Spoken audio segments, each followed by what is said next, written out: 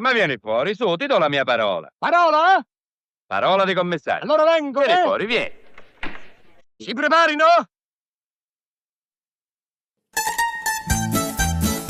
Fin da giovanissimo era un burattino, la maschera di Pulcinella, protagonista della commedia dell'arte, dotato di una fame insoddisfabile, sempre presente, e di un atteggiamento irriverente, sarcastico nei confronti dei potenti e delle istituzioni. Tu vieni qua. Sei tu che mi devi arrestare, no? Oh. Ti sparo, sa. Non vuoi. Perché? Puoi sparare solo per legittima difesa. Io non offendo. Vabbè. Allora, sparo l'aria a scopi intimidatori. E vabbè, io non mi intimido e sto qua. Soltanto dopo la sua morte sarà riconosciuto da tutta la critica come il più grande comico della storia del cinema italiano, al pari dei grandi americani, da Chaplin, da Buster Keaton e tanti altri. Popolo di Roma, cittadini dell'urbe e delle province annesse, ascolta la mia parola. Riuscì a portare al cinema quasi 300 milioni di spettatori. Ma che hai comprato baccalà? Sì, signore. Baccalà. Ma tu sei pazzo, quello non vuole sentire nemmeno l'odore del baccalà. E oggi lo sente. Uno di questi, Totò a colori, che era una specie di antologia, ne portò 7 milioni.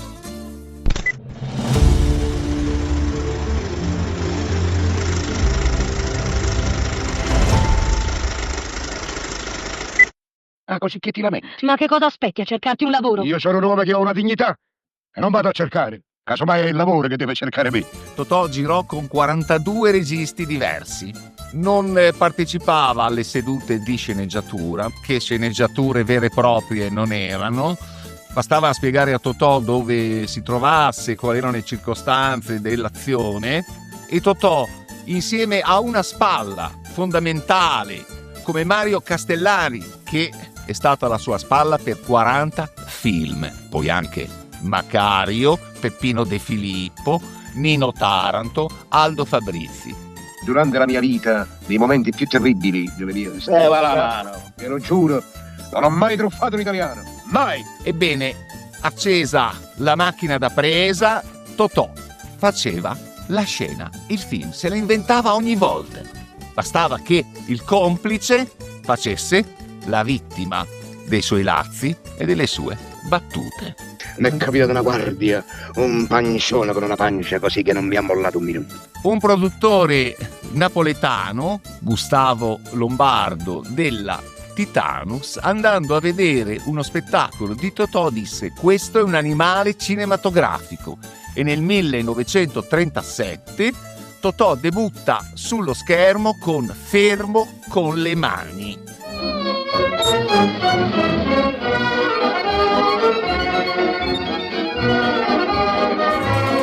Si è detto della fame di Pulcinella. Non c'è film dove Totò non desideri mangiare. Silenzio, a posto, a una alla volta. Oh, la pasta, viva la pasta, viva la pasta! Ma anche l'irriverenza di Totò fu notevole. Ad esempio, in FIFA e Arena del 1948 sta spiando dietro un acquario Isa Barzizza che sta facendo il bagno. Quando lei si alza dalla vasca e quindi dovrebbe apparire nella sua completa nudità, passa un pesce a coprirla davanti all'acquario. Cosa dice Totò? Eccolo, un pesce democristiano. Ti ricordi quando parla con me mi deve chiamare cavaliere? L'hanno fatto cavaliere? Sì, sono 3 giorni perché trova qualcosa da ridire. No, scusi, cavaliere. Nel 1951, quando interpreta un povero impiegato d'archivio che deve ottenere la licenza elementare per non essere licenziato, deve fare l'esame e l'esaminatore, uno degli esaminatori, il presidente, è un giovanissimo Alberto Sordi. Ma che mai sei impazzito? Gas benefico per i topi, capirai? Se non ci penso io a detopizzare l'ambiente, lo Stato non ci pensa davvero. Ovviamente le domande di Sordi sono tutti dei trabocchetti e il povero Totò le sbaglia tutte. Poi dice: facciamo l'ultima domanda, facilissima. Qual è il nome di un pachiderma, signor Chittacapo? Paghiderma qualcuno? Un pachiderma? E cosa dice Totò? De Gasperi, che era il presidente del Consiglio. A questo punto viene doppiato da un altro, non da Totò, e in un frammento si capisce che diventa... Infatti, in quegli anni c'era la famosa rivalità tra Coppi, il democristiano, e Bartali, il comunista. Ho attraversato la montagna, la campagna, tutto. Non mi ha mollato un minuto, correva appresso con sta pancia. Avessi visto. Nel 1951 Monicelli e Steno costruiscono una bella storia. Si chiama Guardia ai ladri. Ma guarda dove ci ha portato questo, Sace. Ma più presto non lo vedo più io. Ma perché? Avanti dove che non si vede? Dove Totò fa il ladro, lo farà anche in numerosissime altre occasioni. Ma il film viene bloccato immediatamente, già in fase di preproduzione, dalla censura. Il film uscirà un anno dopo con tagli notevoli. Non si poteva far apparire il poliziotto vittima in qualche modo del ladro Totò, fino a che Totò, per salvare la propria famiglia, si consegna perché il poliziotto non venga licenziato.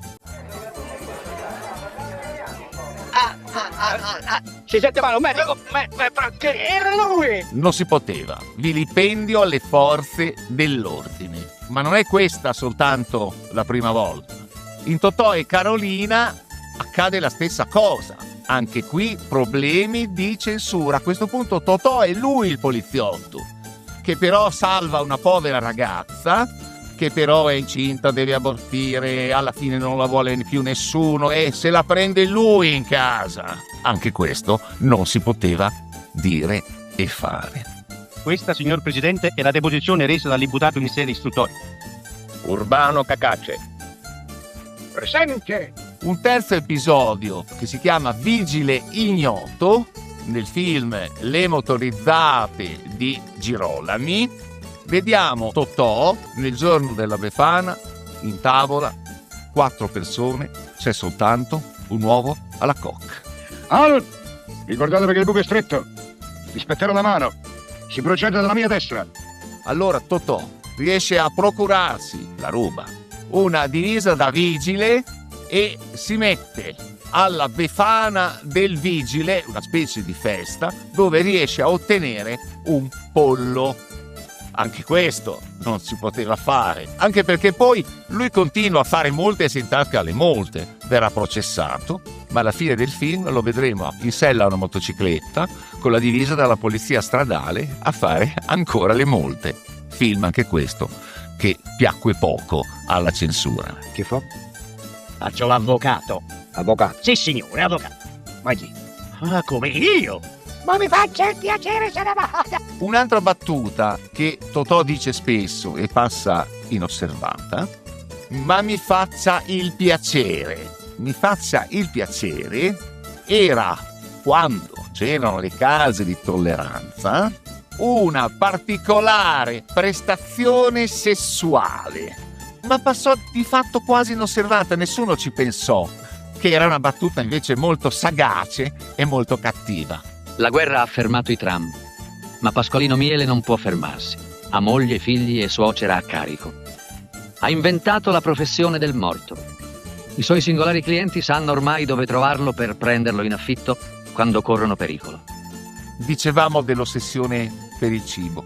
Alcuni episodi celebri, scene che tutti ricordano.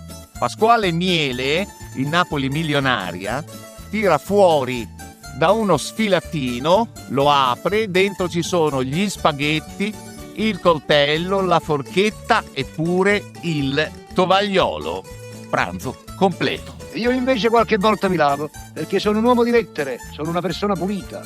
Gli sporcaccioni non li digerisco. A proposito di digerire, prima di andartene, lasciami qualche cosa di fondi. Perché? Fritti di bicarbonato? Nel film del 54 di Mattoli, Miseria e nobiltà, ci sono delle battute celeberrime.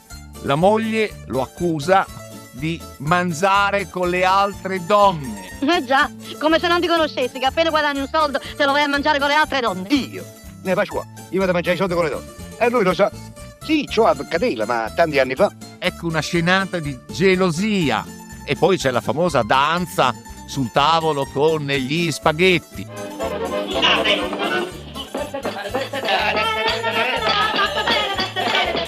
Ma che sta facendo? Sì, non abbiamo appetito e facciamo 4 salti. Dovrà impersonare una specie di nobile, di principe, e appena arriva in questa casa dove viene ospitato si informa dov'è la cucina e si fa presentare il cuoco ed esclama: cuoco, che bella parola. Poi si ferma, mangia un pollo e si mangia pure anche i guanti insieme al pollo. Ma il principe, dov'è il principe? Con qua. Principe. Principe. Il dito. Un per bacco. L'oro di Napoli del 57 di De Sica lo vediamo pazzariello con un pacco di pasta in mano, il bastone per battere e richiamare il pubblico con attenzione, battaglione. Siamo arrivati dal padrone. È una brava persona. Un padrone della pasta e sostanza. Quando l'avete mangiata, riempisce gli intestini e la pasta. Questa fame atavica l'aveva provata davvero in gioventù Totò.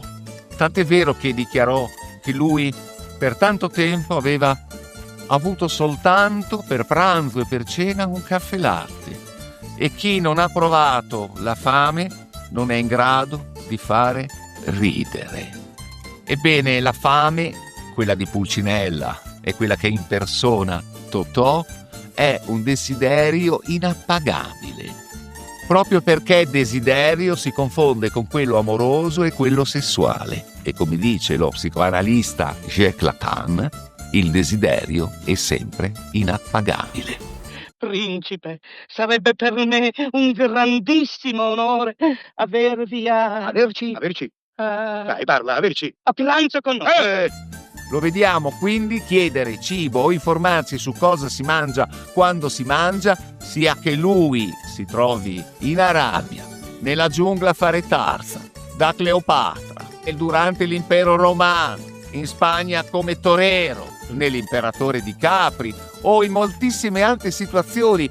Credo che tutti si ricordino qual è il kit di sopravvivenza per stare 3 giorni a Milano in Totò, Peppino e la Malafemmina, oltre la lucerna ad olio per vedere tra la nebbia. Ci sono 2 valigie e domanda Totò a Peppino e alla sorella: Che dice, basterà per 3 giorni stamattina? Speriamo. Sono 4 kg. in un episodio dello smemorato di Collegno, ricoverato in una clinica psichiatrica perché non sa chi è, come si chiama, Volete lasciar perdere quel povero disgraziato? E che colpa è la nostra se lui crede di essere una panchina? Ma adesso è esagerato, via. la relazione del medico è questa: non ha mangiato per 2 giorni, poi ha mangiato tutto quello anche degli altri ospiti. Insomma, la fame, quella di Pulcinella e quella di Totò, ha imperato in tutti i suoi film. La sua bizzarria è spiegabile soltanto con il suo stato di confusione mentale che mette in imbarazzo i clinici. Lo vede? Lo vede? Anche lei crede che io sia pazzo. Nel 1933 Totò venne riconosciuto come figlio del principe de Curtis e quindi ereditò il titolo nobiliare. C'è una differenza enorme tra la fame di Totò personaggio e del principe, che invece normalmente faceva una scarna colazione prima delle 14, poi entrava sul set fino alle 18, al massimo alle 19. Totò recitava soltanto in questi orari. Rientrava a casa, si faceva un buon brandy e poi faceva una cena frugale. È inutile, sa? Quando arriva quest'ora io devo mangiare. Ah sì? Capisci, Pasquale? Lei, la signora, quando arriva a quest'ora deve mangiare. E nei ristoranti non andava quasi mai, specialmente in quelli alla moda. Effettivamente, se ci fosse entrato, o quando qualche volta era venuto che ci andasse, era tormentato ovviamente da centinaia e centinaia di persone che lo avevano riconosciuto, quindi soltanto in rare occasioni andava in ristoranti. Racconta la moglie Franca Faldini come lui, con una scusa e cercando di andare alla toilette per lavarsi le mani, entrasse invece in cucina a osservare il cuoco e le unghie soprattutto del cuoco. Temeva che fossero sporche. Diceva Totò, se il cuoco avesse mai avuto necessità, bisogno idraulico e non si fosse lavato le mani dopo, Specialmente quando questa persona ha vissuto una guerra, ha vissuto una vita di prigionie, ha vissuto degli stenti inenarrabili. Totò aveva una idiosincrasia molto seria sul cibo e si avvicinava a una specie di fobia. Pensava che il cibo potesse essere contaminato e che questo gli potesse provocare delle malattie. Quindi fobia e ipocondria. Però quando era Natale, ritualmente andava in Francia, seguiva la messa in Notre Dame e poi aveva un tavolo prenotato da Shem Hashim. Il cibo era davvero molto lontano dalle sue abitudini e dalle sue idee, al contrario della maschera di Pulcinella che aveva sempre interpretato in tutti i film.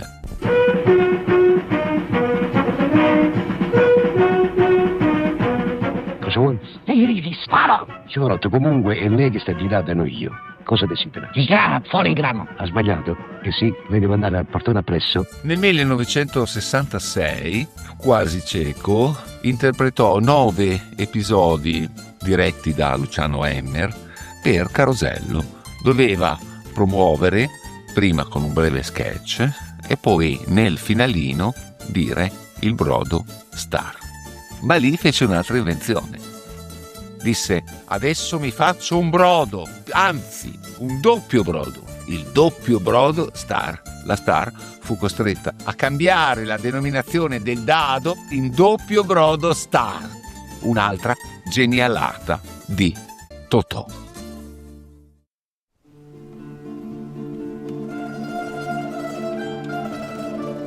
Quando nel 1967 scomparve a Roma, ci fu un primo funerale, ovviamente affollatissimo. Portata la salma a Napoli, ci fu un secondo funerale, anche in questo caso la massa delle persone che volevano dare l'ultimo saluto a Totò, il più amato tra i napoletani dell'epoca, non bastò. E quindi ci fu un terzo funerale, dove al rione Sanità, dove era nato, anch'esso pieno di persone.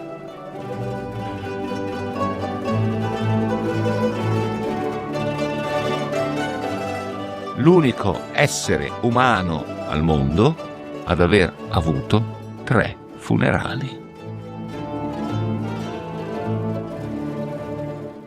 Ma cosa mi siete metti in testa che io vado a rubare? Ma lo sapete come guadagno i soldi io? Lo sapete cosa faccio io per guadagnare i soldi? Lo sappiamo. Lo sappiamo. E ditemelo, perché io non me lo ricordo.